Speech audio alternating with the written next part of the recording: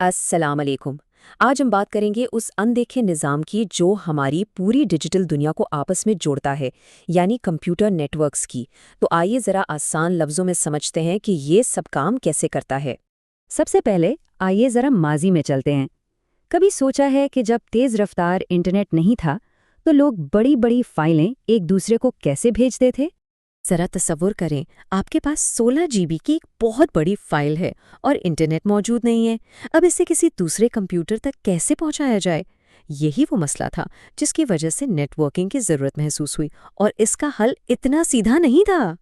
تو کرنا یہ پڑتا تھا کہ پہلے 4 GB کا ڈیٹا ایک پین ڈرائیو میں کاپی کیا، پھر اس ڈرائیو کو لے کر دوسرے کمپیوٹر تک گئے، وہاں ڈیٹا کاپی کیا، اور چونکہ فائل 16 GB کی تھی تو یہی سارا عمل مزید 3 بار دہرانا پڑتا تھا۔ سوچے کتنا وقت اور محنت لگتی ہوگی۔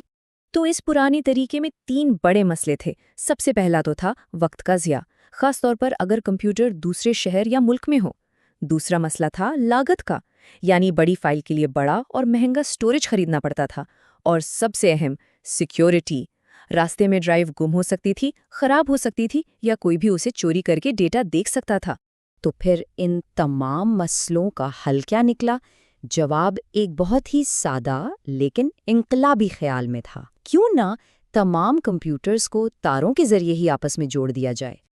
اور یہ کام کیا گیا سمندر کی تہہ میں فائبر آپٹک کیبلز بچھا کر۔ جی ہاں، آج پوری دنیا سمندر کے نیچے بچھی ہوئی ان کیبلز کے ایک بہت بڑے جال سے جڑی ہوئی ہے، جن میں ہمارا ڈیٹا روشنی کی شکل میں سفر کرتا ہے۔ اور اس ڈیٹا کی رفتار کتنی ہے؟ روشنی کی رفتار، یعنی 3 لاکھ کلومیٹر صرف 1 سیکنڈ میں۔ یہ اتنی تیز رفتار ہے کہ اس کا تصور کرنا بھی مشکل ہے۔ اس کا اندازہ یوں لگائیں کہ صرف 1 سیکنڈ کے اندر روشنی کا سگنل پوری زمین کے گرد 7.5 چکر لگا سکتا ہے۔ بالکل اسی وجہ سے آج ہم دنیا کے کسی بھی کونے میں بغیر کسی تاخیر کے ویڈیو کالز کر پاتے ہیں۔ اچھا، تو پوری دنیا تو ان تیز رفتار کیبل سے جڑ گئی، لیکن اب سوال یہ ہے کہ اپنے گھر یا دفتر جیسی چھوٹی جگہ پر ان سب تاروں کو ایک منظم طریقے سے کیسے لگایا جائے؟ اس کا جواب ہے ٹوپولوجی میں۔ آسان لفظوں میں کہیں تو ٹوپولوجی آپ کے نیٹ ورک کا ایک نقشہ یا ڈیزائن ہوتا ہے۔ یہ بتاتا ہے کہ کون سی ڈیوائس کس سے کیسے جڑی ہوئی ہے۔ عام طور پر 2 طرح کے ڈیزائن استعمال ہوتی ہیں۔ ایک ہے میش ٹوپولوجی، جس میں ہر ڈیوائس ہر دوسری ڈیوائس سے براہ راست جڑی ہوتی ہے۔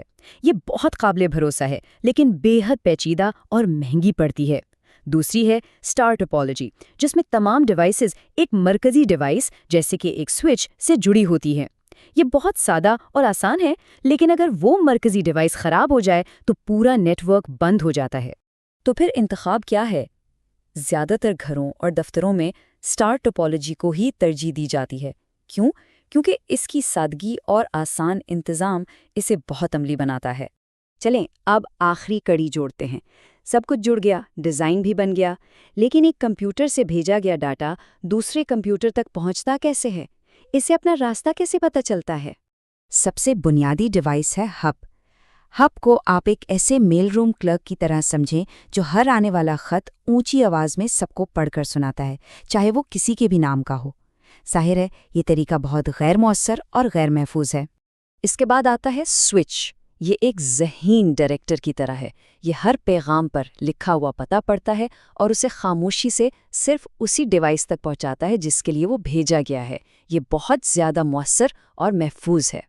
یہ ٹیبل ان کے فرق کو صاف ظاہر کرتا ہے۔ ہب ایک بیوقوف ڈیوائس ہے جو ہر پیغام سب کو بھیج دیتی ہے۔ سوئچ ایک ذہین ڈیوائس ہے جو صرف صحیح جگہ پر پیغام پہنچاتی ہے۔ اور پھر آتا ہے راؤٹر، جو اور بھی زیادہ ذہین ہے۔ اس کا کام مختلف نیٹ ورکس کو، جیسے آپ کے گھر کے نیٹ ورک کو، انٹرنیٹ سے جوڑنا ہے۔ آخر میں دیکھتے ہیں کہ یہ ڈیوائسز ڈیٹا بھیجنے کے لیے کون سی بنیادی زبان یا طریقے استعمال کرتی ہیں۔ بنیادی طور پر 2 طریقے ہیں۔ پہلا ہے یونیکاسٹ، یعنی ایک سے ایک کی گفتگو، بالکل ایک نجی پیغام کی طرح۔ دوسرا ہے براڈ کاسٹ، یعنی ایک عوامی اعلان کی طرح، جہاں ایک پیغام نیٹ ورک پر موجود ہر کسی کو بھیجا جاتا ہے۔ یہاں ایک بہت دلچسپ بات ہے۔ ایک سوئچ یونیکاسٹ پیغامات کو تو بہت ذہانت سے صحیح جگہ پہنچاتا ہے، لیکن جب اسے کوئی براڈ کاسٹ پیغام ملتا ہے تو وہ بھی اسے ہب کی طرح نیٹ ورک پر موجود ہر ڈیوائس کو بھیج دیتا ہے۔